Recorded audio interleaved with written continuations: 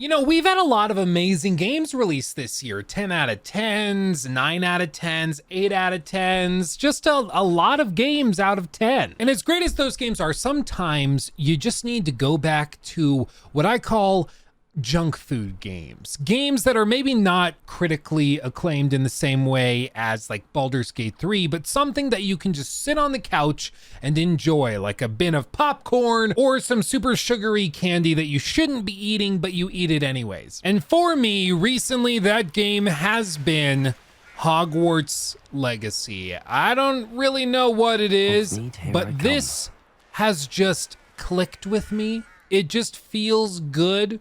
It ignites some little spark in my brain that drips dopamine straight into my brain bloodstream, and I'm here for it. You know, it's pretty rare that we have a game that just checks off all of these boxes of fan service and then also manages to be a decent game, even a pretty good one at that, all at the same time. But you know, Hogwarts Legacy is one such game where they've done just that. They have managed to satisfy fans and even the hardcore ones, while also providing a solid like 8 out of 10 gameplay experience in a world that's interesting and captivating, and for a lot of people is like an actual dream come true, because it gives them the chance to explore Hogwarts Castle and be a student at Hogwarts, which is something they always dreamt of doing. Now, of course, right now there's tons of rumors going on and on about a possible sequel. I mean, that's no shock to me. Of course they're gonna make a sequel. This game made like $1 billion with a B, so I wouldn't be surprised at all that they're making another one. As far as I can tell, that's what they're doing right now, because they're not making a DLC. At least as far as we know right now, they haven't said anything publicly. So as far as I'm concerned, of course they're working on a sequel. Now, I am honestly really intrigued at how they would go about doing a sequel, because it suffers from the same difficulty as like Spider-Man games, which is that you have a setting which is just as much a character in this universe as Spider-Man himself, or in this case with Hogwarts Legacy, Hogwarts Castle. The school is basically a character in and of itself. So how do they go and make a sequel where you're doing different stuff, possibly visiting different areas, while also keeping that character a part of the story? And the reason why that's tricky in a video game is because we've already explored it. We've already walked through the halls of Hogwarts. You can change it, you can tweak it, add new missions and stuff like that, but it's still the same castle. So how do you make it feel different? But just like in the case with the Spider-Man games coming from Insomniac, we're talking about a team of like over 100, sometimes 200-300 people, that all they're doing all day, every day is trying to come up with a solution to these problems. So if anybody is capable of figuring out how to make this work, it would be the developers over at Avalanche and Portkey Games that are developing the sequel to Hogwarts Legacy. So I think they'll be able to figure out something that could shake it up. I mean, whatever they figure out, I'm sure it's going to be immersive and great. I mean, I was pretty skeptical, shocker, of Hogwarts Legacy going into it, because it was a relatively unknown studio. We didn't know anything really about Avalanche, about this project. It just seemingly came out of nowhere, and they managed to actually put something pretty impressive together. Is it perfect? No, it certainly has its quirks and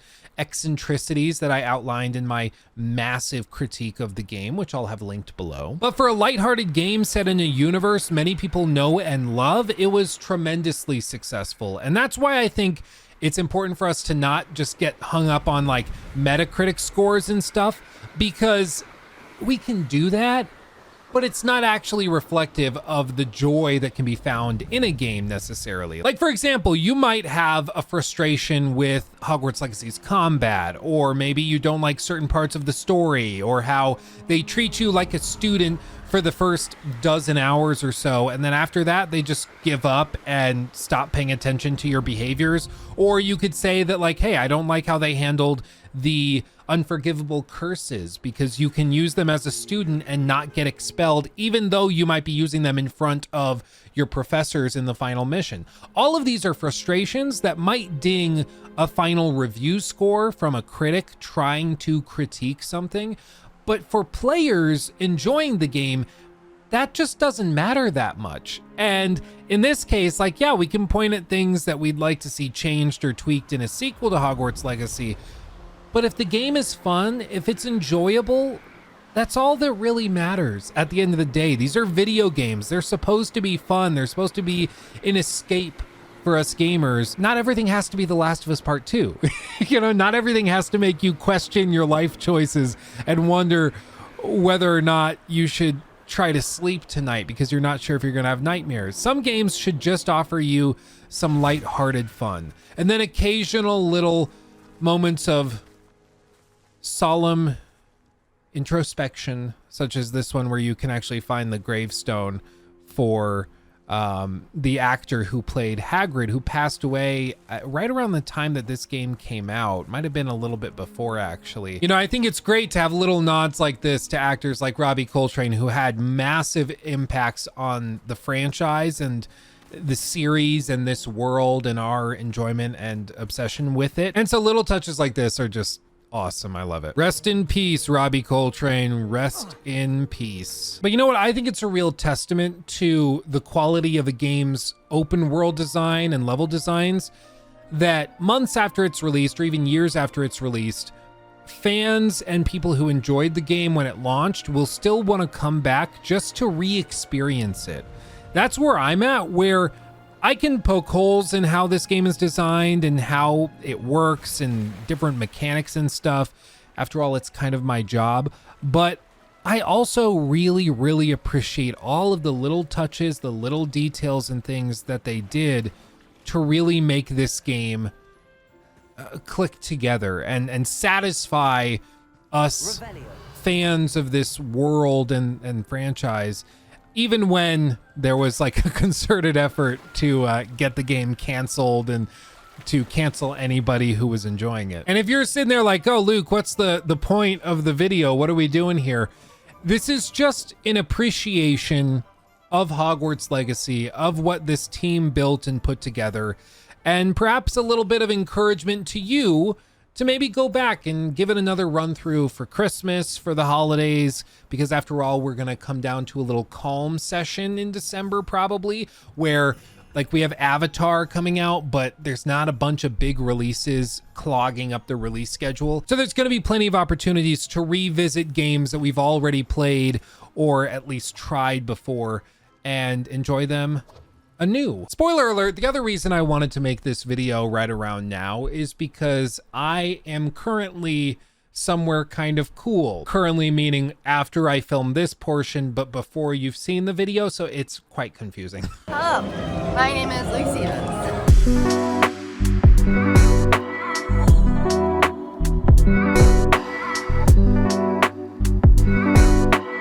We are in the wizarding world, and I am losing my voice.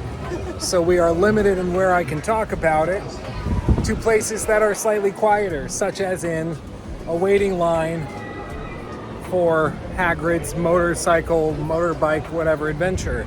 Oh, look, it's Hagrid's hut. Look at that. With pumpkins and everything. Isn't that great? That's so cute. It's so cute. I love it.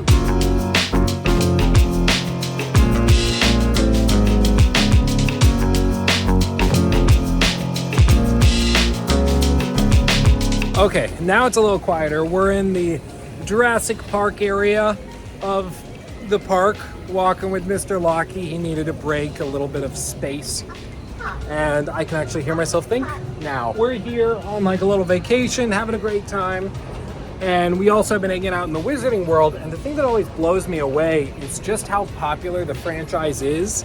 Even now, like a decade after the last major film. I know they've done spin-offs and stuff, but the franchise is still gigantic. There's people who have gotten into it by the video game, not even just like from the movies, but they were like a passing fan of the movies, and the game has immersed them even more so. It's just bigger than it ever has been, which is baffling. I mean, maybe not literally than it ever has been, because it was huge when the movies were coming out with the books and everything, but it's still a massive franchise, and I think we're going to see a future release from Warner Brothers that just doubles down on it. Whether we get just more games like Hogwarts Legacy, or more likely we get games like Hogwarts Legacy 2 or whatever it is. I know, right? mixed with like a bunch of mobile games and stuff like that. It's gonna be interesting. We're gonna see a lot of Harry Potter stuff in the future, I think. But we're having a grand old time. I just went on the Hagrid motorbike adventure and can't recommend that one enough.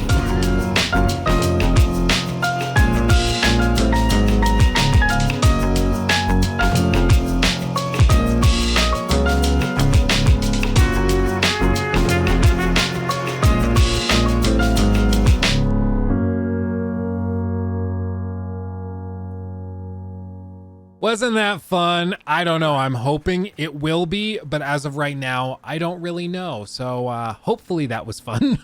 But to summarize what I said or will be saying in the future, this is really meta. I'm sorry. I think that this whole franchise is just baffling. It is massive, even nowadays, like a decade plus after the main core films released and ended technically. It's still massive. There's still hundreds of thousands, if not millions of people that go to Universal Studios just to go and experience elements of this world in person. There were millions and millions and millions of people that played Hogwarts Legacy when it released to get a taste of this universe and world in an interactive form. And I think after the success of Hogwarts Legacy, the version that we're going to see in Hogwarts Legacy 2 is basically just going to be an uncapped open budget version of Hogwarts Legacy. Like, they're just going to write him a blank check, make Grand Theft Auto, but in the universe of Harry Potter. Just do whatever you want and we will pay for it. That's what I think Warner Brothers is going to do. And I can't blame them. And I'm also very excited. And over the last couple of weeks, I've spent a good amount of time replaying Hogwarts Legacy, going back and just enjoying it on my ROG Ally. And I'll be real, like, I am just consistently surprised at how easy it is to play. And I don't mean that in the sense that like combat is not difficult. I mean it in the sense that I think Hogwarts Legacy is really easy to get lost in, and it's really easy to just spend hours and hours and hours playing, especially when you start from the very, very top all over again. And I think that once again is a testament to the design style and methodology, which was simply prioritizing the player's experience above and beyond anything else. Sure, the way they designed some of this was not going to lead to the highest of Metacritic review scores, but they also weren't trying necessarily to do that. Of course, they want the game to be received well, but more than anything, they wanted players to have fun. And that's all you can really ask for. So I guess my overall message with this video is that I'm very excited for a sequel, and I hope we get it soon, because I'm already feeling that Harry Potter Hogwarts hunger that I feel like once a year. And I'm gonna get a little fix rewatching the movies for Halloween, so that will help, I think. But you know, it's not the same. And we'll pull out a mandrake, zap, zap, zap, and there we go, finally. Oh, that guy was beefy. That was a beefy boy, I'll tell you what. So you know what? Here's to more junk food games. I don't have a drink, so here's to more junk food games. Games that might not review amazingly, but that just make you feel good. Even if there's not like a lot of nutrition, a lot of meat on the bone, they just scratch that itch. And for me, Hogwarts Legacy is one such game, and for that, I love it. Let me know what other junk food games you play and enjoy. For me, other ones would be like Skyrim or the Just Cause games. Those are good junk food games. You're not getting much out of that other than just mindless fun. And I think that there's a real spot for those in our gaming repertoire. So I recommend that everybody have a couple of junk food games to return to. What's yours? Let me know in the comments. Maybe I'll discover something new and fun that I should try. In the meantime, I'm going to keep playing Hogwarts Legacy. I'm about halfway through my current run through, and I'm having a jolly old time. So let me get back to that. Thanks for watching. I love you all dearly. Thank you for making my dreams a reality every single day.